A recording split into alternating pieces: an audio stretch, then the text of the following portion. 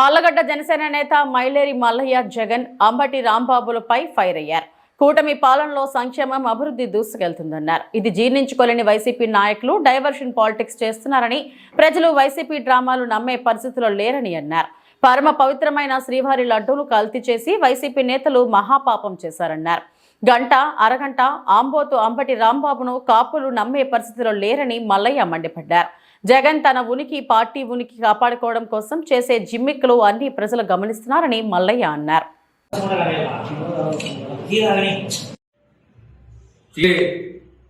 తిరుపతి తిరుమల దేవస్థానంలో గత వైఎస్ఆర్సీపీ ప్రభుత్వం వారి పరిపాలన జరిగినటువంటి ఏదైతే రాష్ట్ర ముఖ్యమంత్రి శ్రీ నారా చంద్రబాబు నాయుడు గారు, అలాగే ఆంధ్రప్రదేశ్ డిప్యూటీ సీఎం శ్రీ కొణిదెల పవన్ కళ్యాణ్ గారు, కూటమి ప్రభుత్వం ఏదైతే గత వైఎస్ఆర్సీపీ పరిపాలనలో కోట్లాది మంది ప్రజలు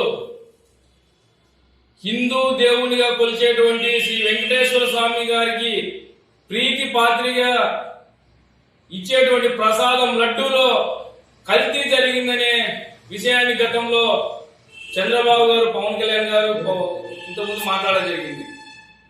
ఈరోజు వైఎస్ఆర్సీపీ డైవర్షన్ పాలిటిక్స్ తో ఏదైతే లడ్డూలో కల్తీ జరిగిందని ప్రతి ఒక్క రిపోర్టు కూడా, టీటీడీ ప్రసాదంలో కూడా కల్తీ జరిగిందని ప్రతి రిపోర్టు ఈరోజు రావడం జరిగింది.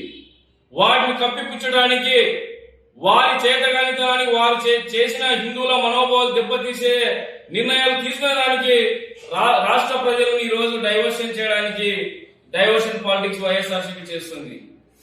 పవన్ కళ్యాణ్ గారు గతంలో కూడా చెప్పారు, ఎక్కడా జంతువుల నుంచి తీసినదని ఆయన ఏ రోజు కూడా మీడియా ముందు చెప్పలేదు. మీరు కావాలంటే గతంలో పవన్ కళ్యాణ్ గారి వ్యాఖ్యలు కూడా చూడండి. కేవలం లడ్డు ప్రసాదంలో కల్తీ రసాయనాలు వాడి నెయ్యి లాంటి ఫ్లేవర్ వచ్చేటువంటి నెయ్యిని రసాయనాలతో కూడినటువంటి కెమికల్స్ తయారు చేసిన నెయ్యితో ఈరోజు లడ్డు ప్రసాదం చేశారని పవన్ కళ్యాణ్ గారు ఆరోపించారు. మరి ఈరోజు వైఎస్ఆర్సీపీ ఏదైతే కూటమి ప్రభుత్వము అటు సంక్షేమ పథకాలతో పాటు అభివృద్ధితో పాటు చంద్రబాబు నాయుడు గారి సారథ్యంలో వెళ్తుంటే ఈరోజు డైవర్షన్ పాలిటిక్స్ చేస్తూ ఈరోజు ఏమి మేము తప్పు చేయలేదు, మాకు అన్ని సర్వేలు, సిబిఐ కూడా అన్ని సర్వేలు కూడా మాకు క్లీన్ చిట్ ఇచ్చాయని ఈరోజు వాళ్ళు వ్యాఖ్యానించడం, ఇది ఎంతవరకు కరెక్ట్ అని నేను ఈరోజు వైఎస్ఆర్సీపీ నాయకులను కూడా నేను అడుగుతున్నాను. ఏదైతే ఇదే టీటీడీ నుంచి 1,00,000 లడ్లు కూడా అయోధ్య కూడా తరలించడం జరిగింది. మరి ఇంతమంది కోట్లాది హిందువుల మనోభావాలు దెబ్బతీసేటువంటి చర్యలు చేపట్టిన వైఎస్ఆర్సీపీ నాయకులు ఈరోజు ఏ విధంగా మీరు హిందువులకు మీరు సమాధానం చెప్పాల్సిన అవసరం ఎంతైందని తెలియజేస్తున్నాను. అలాగే ఆ రోజు ఏదైతే ఎన్డీడీపీ సర్వే రిపోర్టు కూడా లడ్డూలో కల్తీ జరిగిందని ఈ రోజు రిపోర్టు కూడా రావడం జరిగింది. వాటిని వక్రీకరిస్తూ మాకు మేము అవకతవకలు జరగలేదు, మేము లడ్డూలో ఎలాంటి అవినీతి జరగలేదు, ఎలాంటి కలుషితమైన రసాయనాలు కలపలేదని ఈరోజు ఈ డైవర్షన్ పాలిటిక్స్ వైఎస్ఆర్సీపీ నాయకులు చేస్తున్నారని రాష్ట్ర ప్రజలు, దేశ ప్రజలు కూడా గమనిస్తున్నారని తెలియజేస్తున్నాను. వైఎస్ఆర్సీపీ నాయకులు ఈరోజు మీరు చేసినది ఏదైతే సనాతన ధర్మం జోలికి వచ్చి కొన్ని కోట్ల ప్రజలు ఆరాధ్య దైవంగా కొలిసేటువంటి వెంకటేశ్వర స్వామికి ఈరోజు మనోభావాలు దెబ్బతీశారు. ఈ గతంలో చూసాం, 7 కొండల వాడికి 2 కొండలే చాలన్న వ్యక్తులు ఏమైపోయారో గతమే దాని చరిత్ర మనం చూసుకోవాలి.